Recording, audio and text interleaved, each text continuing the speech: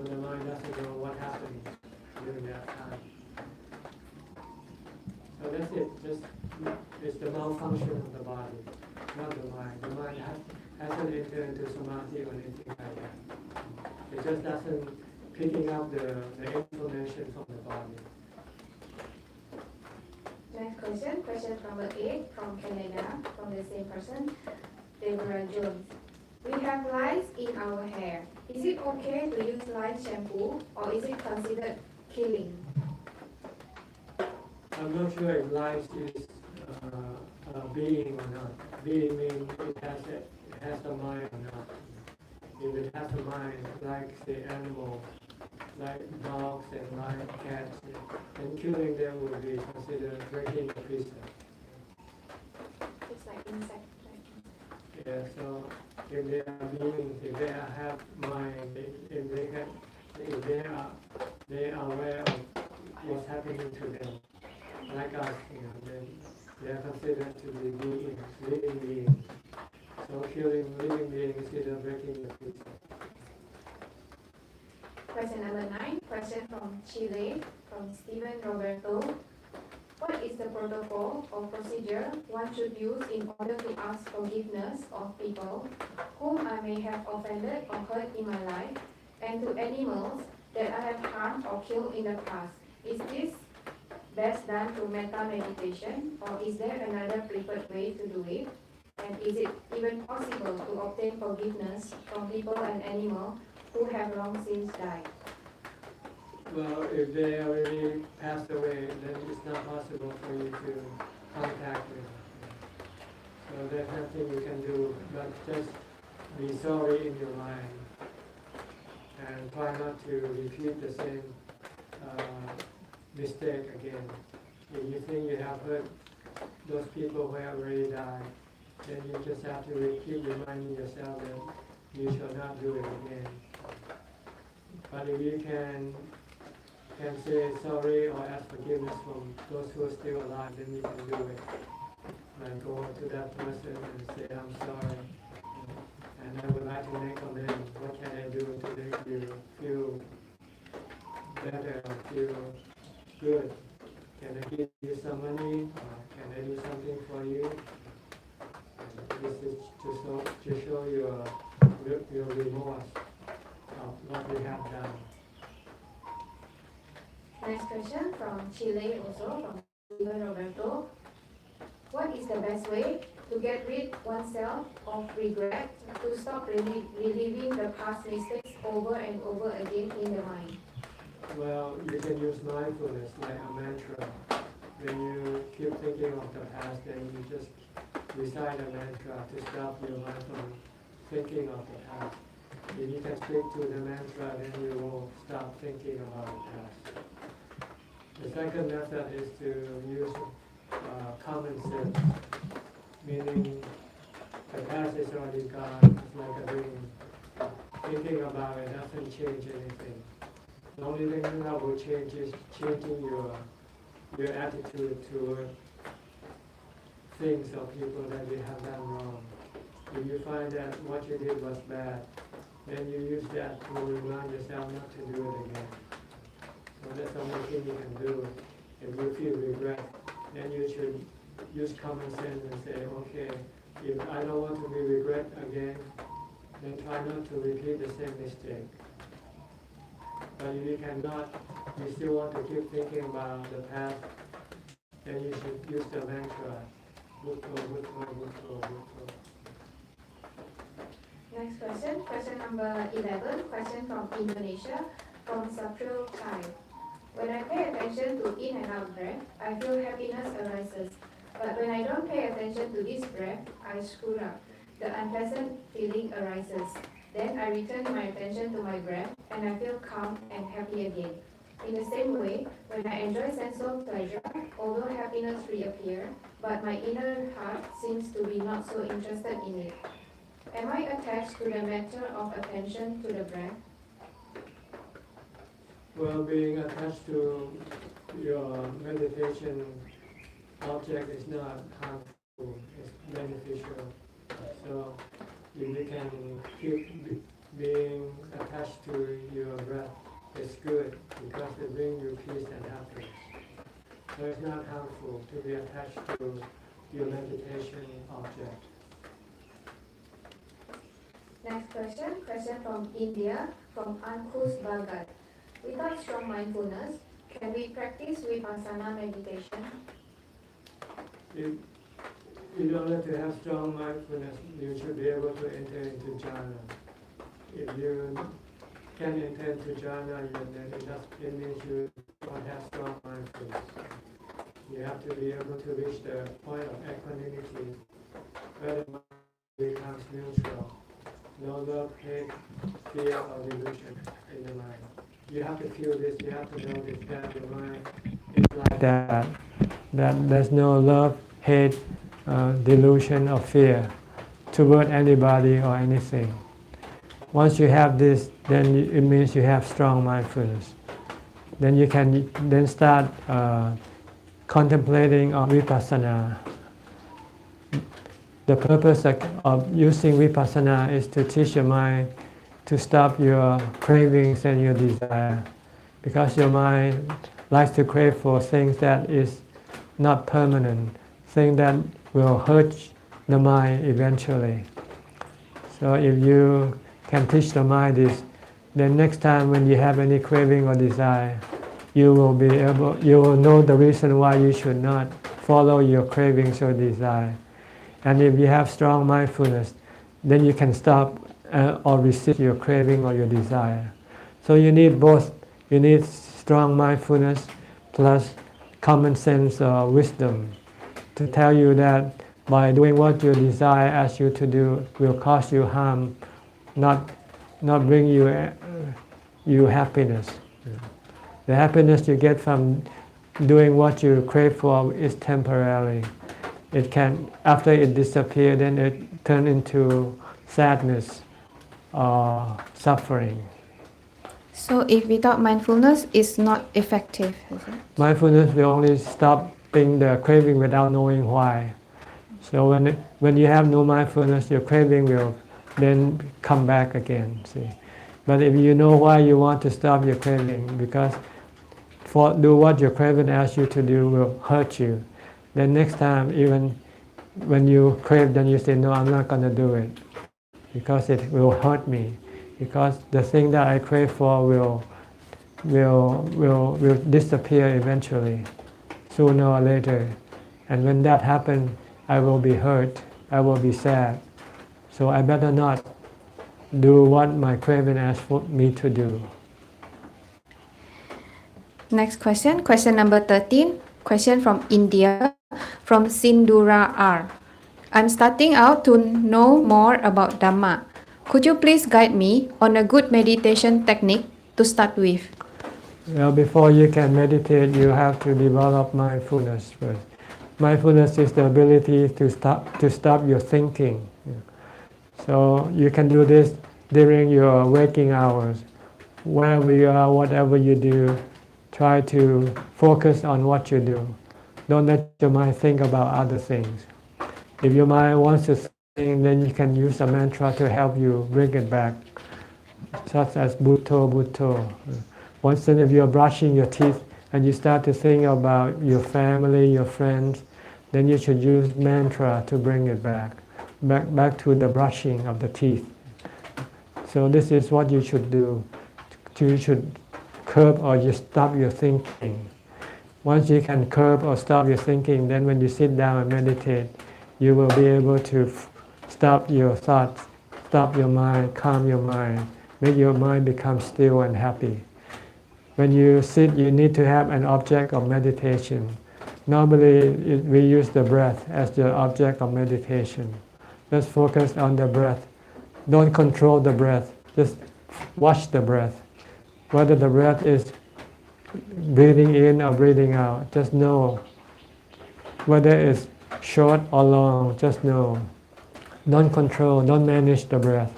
Whether it's subtle or it is coarse, just know. Whether it disappears or not, just know. Even if the breath disappears, just know. Just watch the emptiness of breath. Just be aware that there's no breath to watch. So just watch the emptiness. watch whether your mind think or not. If your mind start to think, you should be able to stop it right away if you have mindfulness.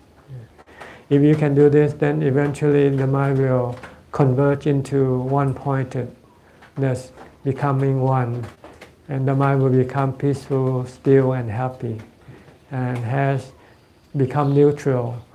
It will be void of love, hate, fear, or delusion. We call having ubekha. Next question, question number 14 from Budika Vijay Surya. Please explain the differences between anicca, anatta, and atma with example. Anicca is impermanent, meaning things doesn't remain the same, doesn't last. Things change. Anicca means change. Like your body keeps changing. From the time you are born to the time you die, it keeps changing. This is anicca. Okay.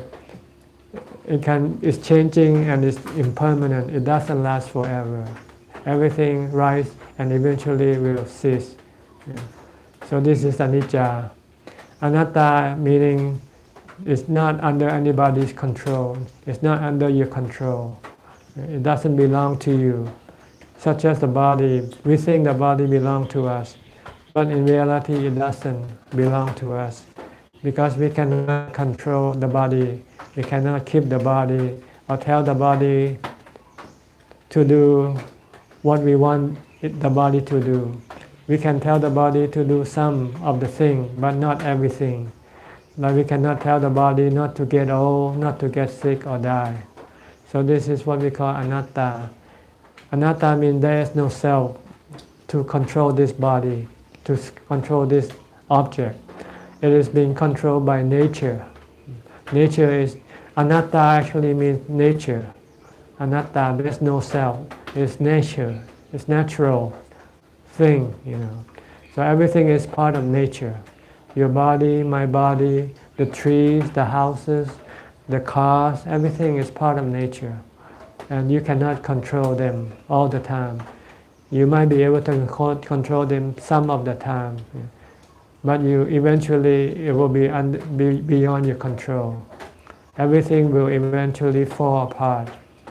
Like your car, your houses, everything that you have, they are assembled products, and they will eventually have to fall apart.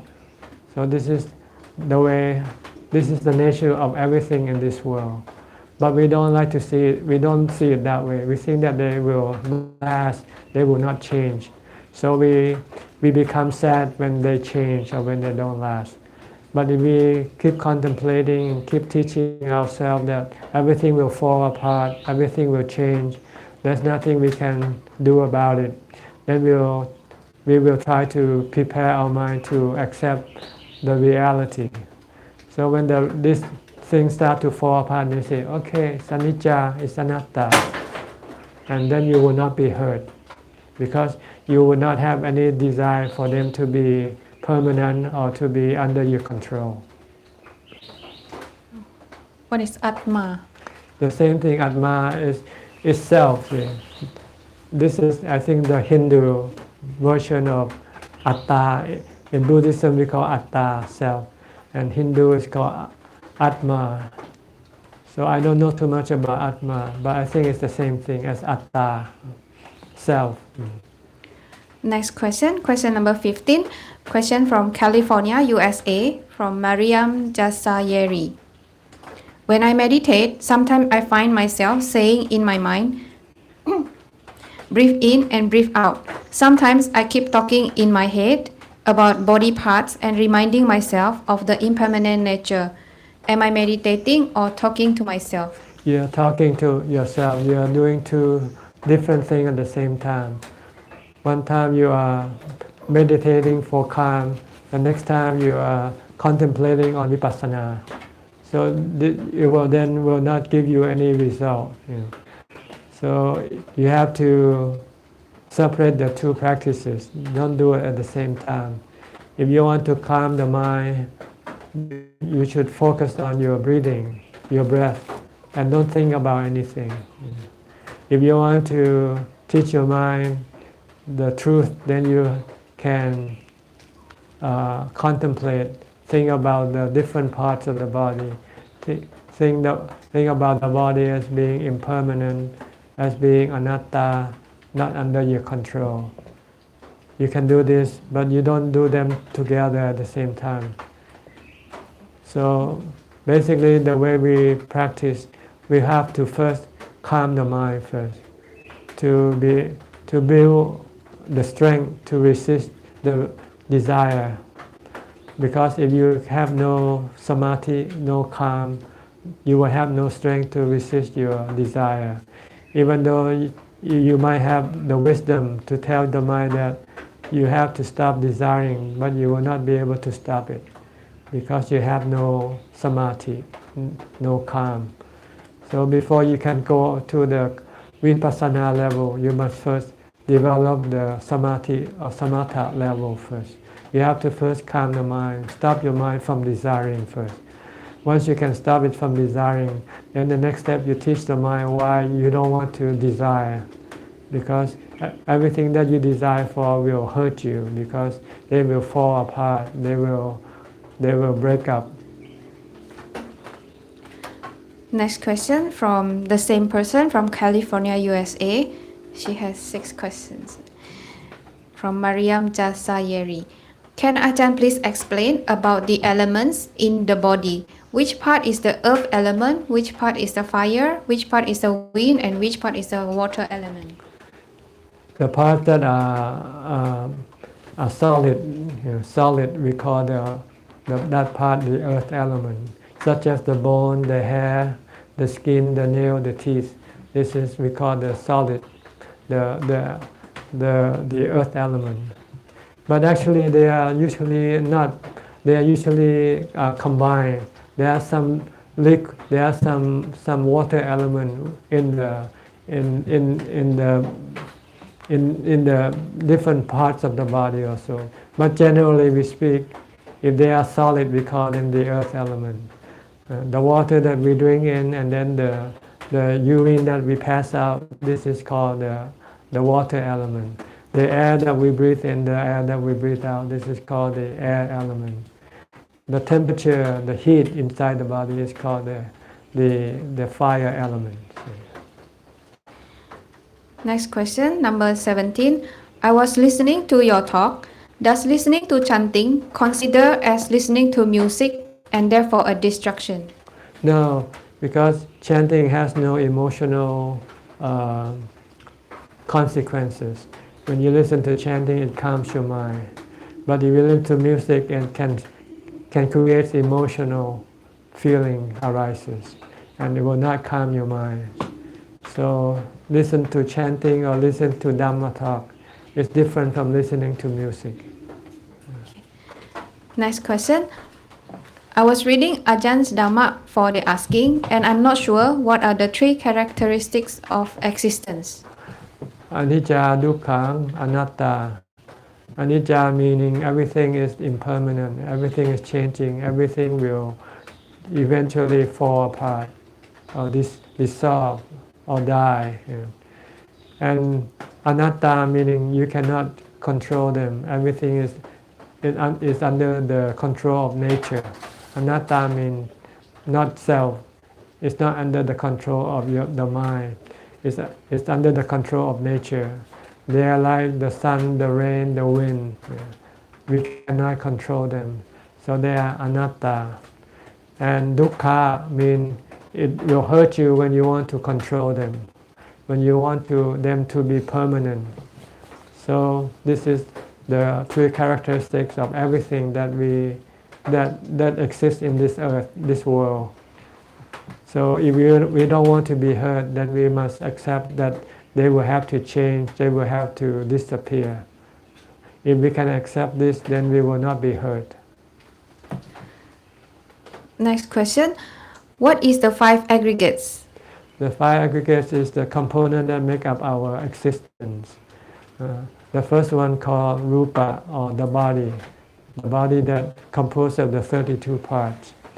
The other 4 we call the nama aggregates. They are feelings, sanya, memory, vedana, feeling, sanya, memory, sankhara, thoughts, and vijnana, sense awareness.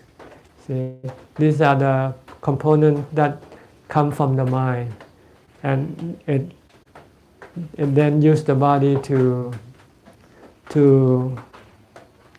feed the mind with the various sensual objects, such as the sight, sound, smell, taste. And when the mind experiences sight, sound, smell, taste, it has feelings arises, good, bad feeling. And when they are feeling, there come arise the sankhara, or the thought of either getting more of it or getting rid of the things that you like or you dislike. Why sanya is recognition of what you see, what you hear, or memory. So this make up our existence. We have the body and mind. Body is the rupa khanda. The mind is the four nama khanda. Next question, number 20. Can you send me a website link to a 32 parts of body meditation and some chanting website link?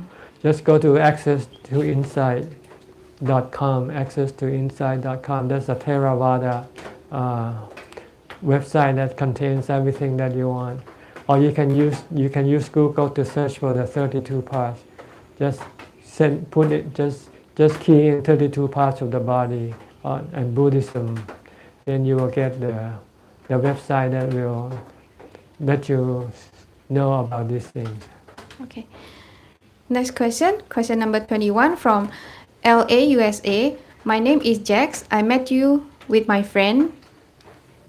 You asked her if she was my tour guide. I came to see you on the September 26 and September 27. You told me a little about your life and your time in school in Fresno, California, and how you used to put flyers on cars about concert for money in LA where I live. I started to read your book My Way, and I have been meditating, chanting, and doing yoga now for almost a year and a half, almost every day, from anywhere about half an hour to 2 hours. After reading your book, I'm feeling I'm at a plateau, and I'm still struggling with desires. I have many fears of giving up my life to pursue to becoming a monk and yet wanting greater levels of peace. As I was reading about who you were before you started, you seem to have already a strong base to be a monk. But I have grown up in Western society. The thought of renouncing everything and not talking to my family and friends is scary to me. Is this something that would be worth doing for a year to see how I like it? Can you recommend what direction I should go in without completely turning my life upside down yet? Well, you can just do it as a trial run first, just a practical run, just to see whether you can cope with this meditative life. Go stay in a monastery and keep the 8 precepts and follow the practices of the monks. See if you can do it. If you cannot, it means you still need to develop more mindfulness, more meditation. Because if you cannot meditate, then living in a monastery will be like living in hell. But if you can meditate, then living in a monastery is like living in heaven. Am I being too reasonable, and this reasonable thought stop me from attaining the level of consciousness I am so desiring? Well, just normal for you to think, like this. But you have to ask yourself, what do you want? You want temporary happiness or you want permanent happiness? If you want temporary happiness, you should continue on with the way you live, because that's the way of temporary happiness. Eventually you will have to die, or you will have to be separated from all your loved ones anyway. And then that time will make you sad. or you can choose the permanent happiness by learning how to meditate and go to live in a monastery. And just consider that leaving your loved one is an eventuality anyway. So if you accept it, then you can leave them while you still can.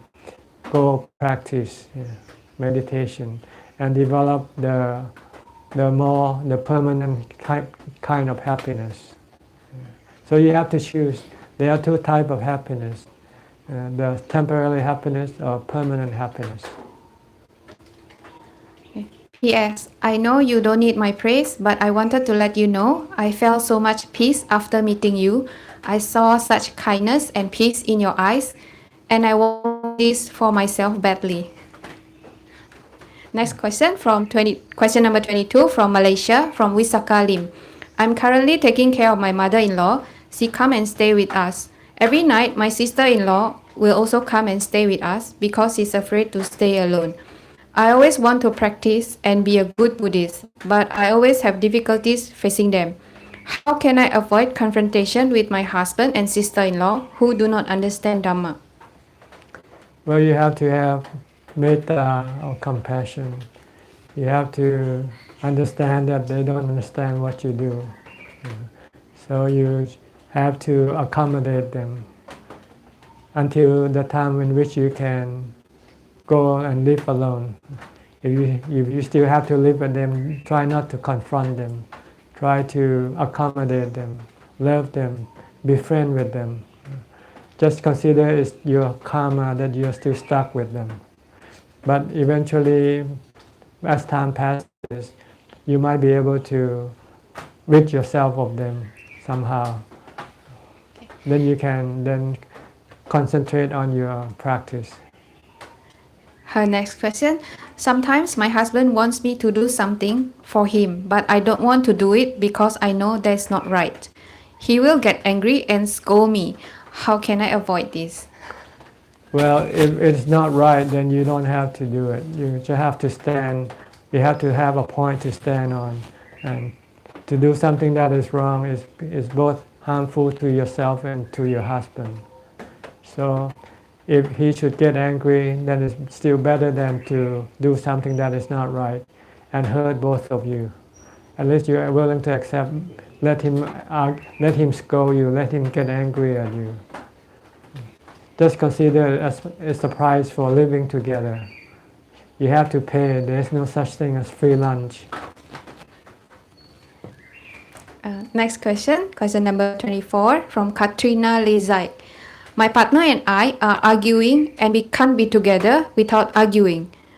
I love him and want to stay with him, but it is very painful. He is angry and won't forgive me for my harm. We are having some time apart right now, but I don't want him to leave me. What should I do? Well, you have to reposition yourself. Don't put your interest first. Put his interest first. Whatever he wants, just agree with him. Then you will be able to live with him in peace. But if you still position yourself by putting your interest first, then you will always bound to have concentration. So if you want to live together, you have to compromise. So this is the price you have to pay. If you not want to compromise, then you probably have to live alone. Last question, Long Po. Question from London, from Xu Yen. I'm Xu Yen, a Vietnamese living in London. I was at Wat Yan paying respect to Thane Achan about 2 years ago. I've been following your online teaching and would like to start translating your Facebook teaching to share with other Vietnamese. Do I have permission to do this? And if so, I need admin helps because I don't use Facebook much. You're welcome to translate my teaching into any languages. All I ask that try to be as accurate as possible. Don't change the original, the meaning of the word. Try to stay as close as possible.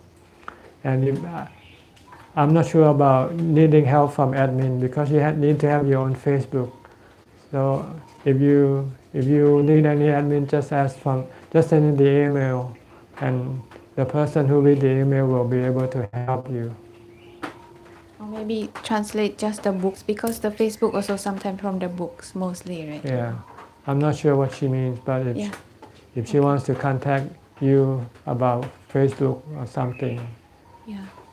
I think the admin is not ready to have a continuous contact okay. with people.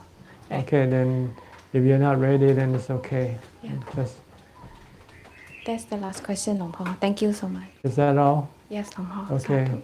Thank you for sending in your questions, and hope that what I have answered today will help clarify some of your doubts or uncertainty.